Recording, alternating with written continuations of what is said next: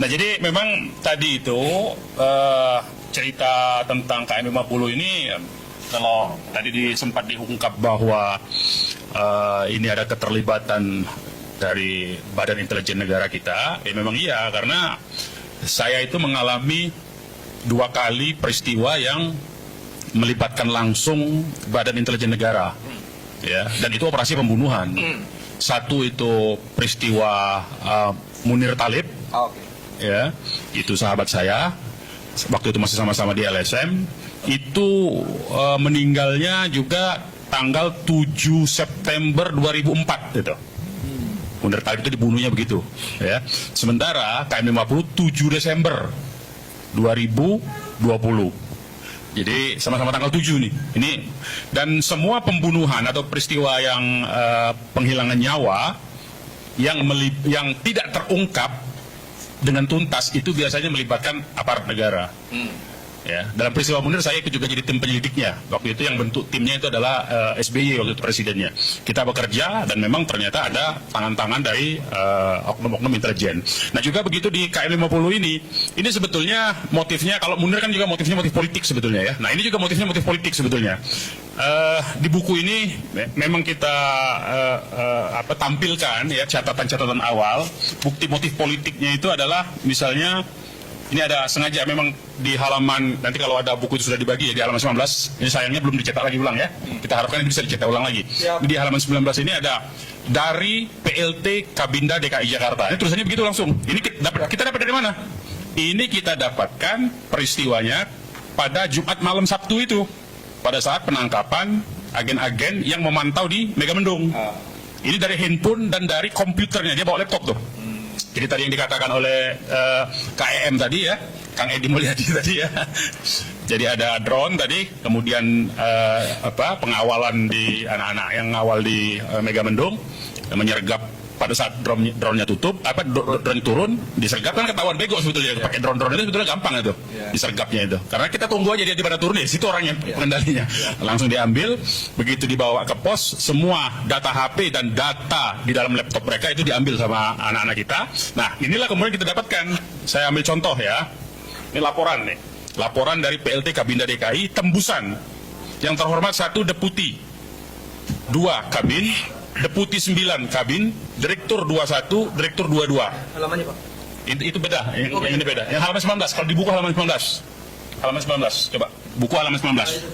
Nah, halaman 19, coba. Cari halaman 19. Halaman 19. Terus, halaman 19. Ada itu. Terus bawahnya ini yang dalam kotak. Nah, ini dalam kotak ini. Nah, ya. Nah, ini kita dapatkan dari handphone ini, ya. Itu di depan sudah ada ya, saya bacakan saja. Perihal laporan Bangsit. Bangsit itu apa? Perkembangan situasi. Ya. Wilayah DKI Jakarta, Jumat 4 Desember. Ini peristiwa pas kejadian nih. Jumat 4 Desember 2020, hingga pukul 11 siang. Ini sebelum ditangkap nih. Ya, ini yang dibawa nih. Izin melaporkan karena ini kan kepala BIN-nya ya, ke PLT kepala BIN Jakartanya, bukan yang bekerja di lapangan. Tapi kan ini di tembusannya ada masuk di HP mereka. Bangsit wilayah Provinsi DKI Jakarta Jumat 4 Desember 2020 hingga pukul 11 bagi berikut. Lain-lain. Renggiat Mas Jol. Apa dia lah istilahnya itu? Rencana kegiatan masyarakat Jolnya nggak ngerti saya ya. Hari Jumat 4 Desember 2020. Pukul 11. Unjuk rasa oleh Aliansi Mahasiswa dan Pemuda Jakarta Ampera di Balai Kota DKI Jakarta dan Gedung DPRD DKI Jakarta diikuti 25 orang. Dipimpin S.A.D. Putra, tuntutan meminta Anies Baswedan mundur dari jabatannya karena tidak tegas dan gagal dalam penanganan pandemi COVID-19. Ya, tuh. Itu aliat pertama laporannya. Laporan kedua. Pukul 13, Unras oleh Forum Aksi Mahasiswa 212, dia pakai nama 212, di kantor pusat PT PLNI Jalan Gajah Mada, diikuti 30 orang, dipimpin Avandi, tuntutan aksi menyikapi pernyataan Komisaris PT PLNI Kristia Budiarto tentang status positif COVID-19 Gubernur DKI Jakarta. Ya, itu yang kedua. Nah, di bawahnya lagi, ini ada lagi nih, ya, sama kepada yang terhormat itu ini WA, ini dari WA ya, Pak Bonar Panjaitan tuh, paling ujung tuh ya. Pak Bonar Panjaitan. Kepada yang terhormat Kasatgas Delima dari Kabak Ops Delima, Kepala Bagian Operasi ya. Perihal laporan briefing harian Satgas Delima pada 4 Desember 2020, nah hari yang sama itu sebelum ditangkap ya, pukul 17.55. Nah ini pada saat kita berkumpul di Megamendung itu, ini sedang dimonitor nih. Sampai dengan pukul 18.15 ini belum ditangkap nih, karena ditangkap itu menjelang maghrib tuh ya, agen-agen. Di posko Satgas Delima Tebet, Jakarta Selatan, berlangsung briefing harian Satgas Delima, dipimpin Kabak Ops dan dihadiri 4 orang. Selanjutnya dapat dilaporkan sebagai berikut. 1. Kabak Ops menyampaikan sebagai berikut, tim Jaksik. Nah, Jaksik itu penjajakan situasi, ya, dan perkembangan, terus melakukan pemantauan di sekitar markas syariah Megamendung. Nah, ini yang ditangkap yang itu tuh, ya. Tim Jaksiknya itu tuh. Dan terpantau adanya kontra dari personil BAT Intel FPI, ya. Untuk itu harus lebih hati-hati dan waspada. Ya, ini waktu ini menjelang ditangkap itu, karena 18.15 itu. B. Tim Lidik Monas Pendalaman PT Bahana Prima Nusantara, pemenang proyek revitalisasi Monas. Jadi ini yang kedua ini apa? Yang B itu. Yang B itu adalah waktu itu Gubernur DKI Jakarta Anies Baswedan itu melakukan proyek revitalisasi Monas. Dan Anies itu pada awalnya mau dihajar dengan isu korupsi ya ini.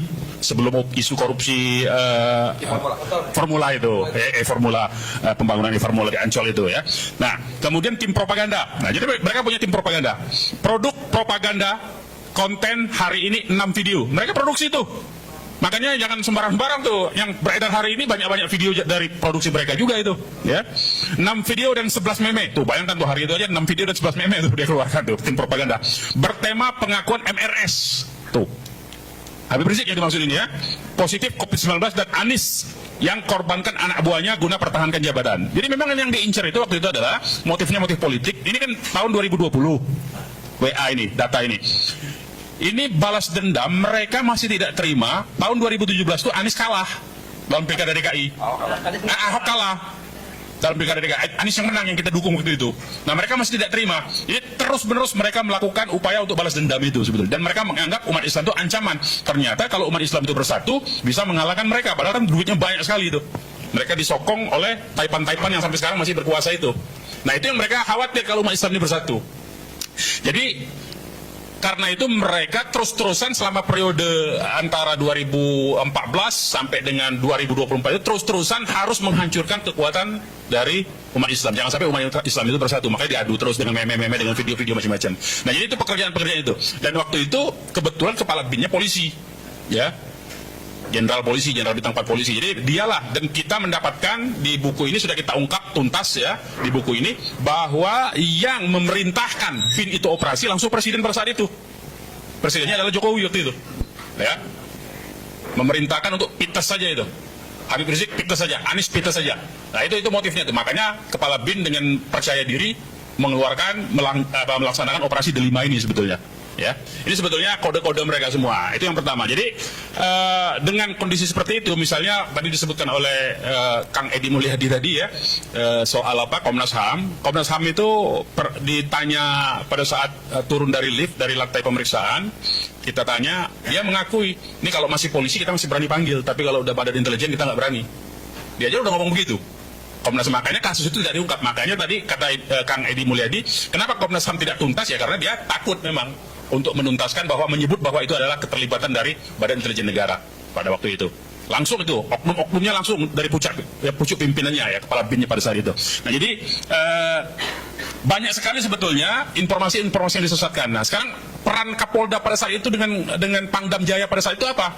Itu tugasnya menyesatkan informasi. Jadi cara kerja mereka itu yang satu membuat melakukan operasinya, yang lain menutupi operasi itu dengan cerita palsu. Jadi cerita palsu tembak menembak, ada segala macam, ada pistol dari anak FPI segala macam, itu bohong semua. Memang sengaja mereka buat itu. Dan itu kita dapatkan semua informasi-informasi ada di buku ini semua, operasi-operasi itu. Nah, jadi itu sebetulnya yang terjadi di dalam peristiwa KM 50 ini. Artinya yang mau kita tegaskan, peristiwa KM 50 itu